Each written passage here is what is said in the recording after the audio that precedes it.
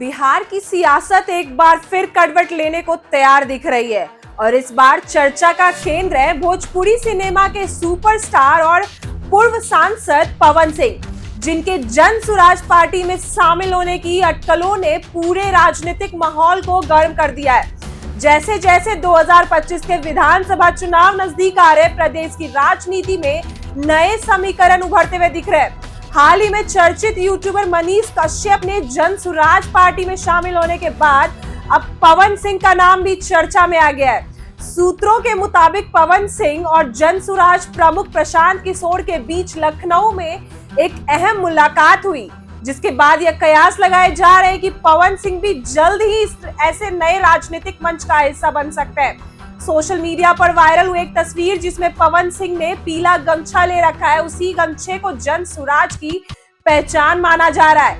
यही वजह है कि राजनीतिक गिलारियों में चर्चा तेज हो गई है कि क्या पवन सिंह अब बीजेपी या आरजेडी छोड़ किसी तीसरे मोर्चे की तरफ बढ़ेंगे। पवन सिंह की राजनीतिक यात्रा भी कम दिलचस्प नहीं रही। भोजपुरी गानों और फिल्मों के जरिए अपनी एक खास पहचान बना चुके पवन सिंह को 2024 के लोकसभा चुनाव में भारतीय जनता पार्टी ने आसनसोल से टिकट दिया था, लेकिन बाद में टिकट काट लिया गया। इससे नाराज होकर उन्होंने निर्दलीय चुनाव लड़ा, लेकिन हार का सामना करना पड़ा। इस घटना के बाद से उनकी भाजपा से नाराजगी साफ देखने लगी थी। सूत्रों की माने तो पवन सिंह टिकट ना मिलने और बीजेपी के अंदर उपेक्षा के शिकार होने से दुखी थे। यही वजह है कि अब वे नए विकल्पों की तलाश में और उनका झुकाव प्रशांत किशोर की पार्टी जन सुराज की ओर बताया जा रहा है। प्रशांत किशोर जिन्हें भारत के सबसे चतुर राजनीतिकारियों में से गिना जाता है, अब खुद एक राजनीतिक दल जन सुराज के संस्थापक और नेता बनकर बिहार में तीसरे मोर्चे की स्थापना करने की कोशिश कर रहे हैं। किशोर की 3000 किलोमीटर लंबी पद यात्रा और बाद बिहार की अभियान ने उन्हें गांव-गांव तक एक पहचान दे दी है। उन्होंने साफ कहा है कि जन सुराज किसी गठबंधन, चाहे वो एनडीए हो या महागठबंधन, से हाथ नहीं मिलाएगा और सभी 243 विधानसभा सीटों पर अपने उम्मीदवार उतारेगी। उनके इस अभियान ने युवाओं, छात्रों, बेरोजगारों और ग्रामीण तबके का अच्छा समर्थन मिला है। इसी रणनीति के तहत प्रशांत किशोर अब ऐसे चेहरे को जोड़ने की कोशिश कर रहे हैं जिनकी आम जनता में लोकप्रियता है। मनीष कश्यप और पवन सिंह दोनों ही सोशल मीडिया और जमीन पर मजबूत पकड़ रखने वाले चेहरे हैं। मनीष कश्यप ने 7 जुलाई 2025 को पटना के बापू सभागार में प्रशांत किशोर की उपस्थिति में जन सुराज की सदस्यता ली। इस मौके पर किशोर ने कहा कि मनीष अब यूट्यूबर नहीं, बिहार का बेटा है जो बदलाव की लड़ाई में हमारे साथ खड़ा है। मनीष कश्यप भी बीजेपी छोड़ते हुए जन सुराज को बिहार की राजनीति के लिए ईमानदार और युवा विकल्प बताया। अब अगर पवन सिंह भी इस तरह की कड़ी में जुड़ते हैं तो इसका असर सिर्फ 1 या 2 सीटों तक सीमित नहीं रहेगा। भोजपुरी बेल्ट जो कि बिहार की राजनीति में खास असर रखता है, वहां पवन सिंह की लोकप्रियता का कोई जवाब नहीं।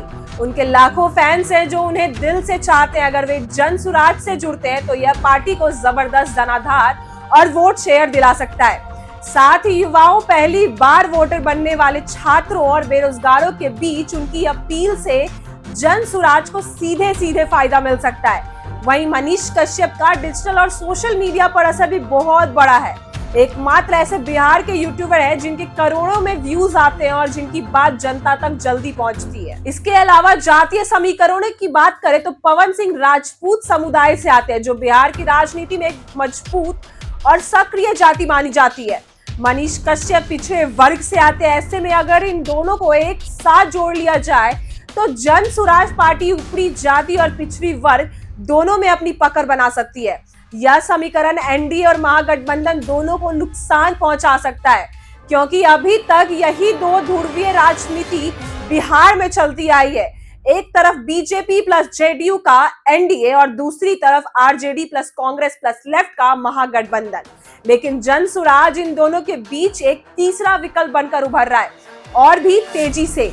पवन सिंह के लिए यह मौका इसलिए भी अहम है क्योंकि उन्हें राजनीति में अपनी एक नई पहचान बनानी है।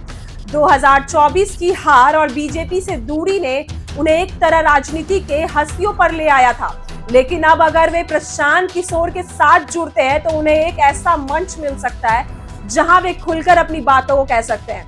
अपनी शर्तों पर राजनीति कर सकते हैं और जनमानस से सीधे जुड़ सकते हैं। पवन सिंह खुद भी कई बार कह चुके हैं कि वे बिहार में बदलाव चाहते हैं और युवाओं के लिए काम करना चाहते हैं। यही एजेंडा जन सुराज का भी है, जिससे उनके जुड़ने की संभावना और भी मजबूत होती है। हालांकि अभी तक पवन सिंह ने इस बारे में कोई अधिकारिता घोषणा नहीं की है, लेकिन जिस तरह से वे इन दिनों प्रशांत किशोर और जन सुराज में जुड़े लोगों के साथ दिखे जा रहे हैं, उससे साफ संकेत मिलता है कि बहुत जल्द कोई बड़ा ऐलान हो सकता है। अगर ऐसा होता है तो यह सिर्फ एक अभिनेता या पार्टी बदलना नहीं होगा, बल्कि यह बिहार की राजनीति में एक नया अध्याय होगा, जहां एक सुपरस्टार, एक डिजिटल स्टार और एक राजनीतिकार मिलकर एक नई राजनीति ताकत खड़ी करेंगे। इस पूरे घटनाक्रम से सबसे अहम सवाल है कि क्या जनता इस तीसरे विकल्प को अपनाएगी? क्या पवन सिंह और मनीष कश्यप जैसे चेहरों को लोकप्रियता को वोट में बदलाव जा सकता है? क्या पवन सिंह और मनीष कश्यप जैसे चेहरे की लोकप्रियता को वोट में बदला जा सकता है? क्या प्रशांत किशोर की रणनीति जमीन पर असर करेगी या सिर्फ सोशल मीडिया तक सीमित रहेगी? ये सवाल अभी भविष्य में गर्भ में है, लेकिन एक बात तय है कि अगर पवन सिंह जनसुराज में शामिल होते हैं तो 2025 का विधानसभा चुनाव सिर्फ एनडीए बनाम महागठबंधन नहीं रहेगा, बल्कि उनमें जनसुराज फैक्टर भी पूरी तरह से शामिल रहेगा, जो चुनाव का रुख पूरी तरह से बदल सकता है। बिहार में खेला वाकई होने वाला है और इसमें पवन सिंह की भूमिका भी अहम हो सकती है। ऐसी खबरों के लिए बने रहे हमारे साथ। आप देख रहे हैं इनसाइडर लाइव।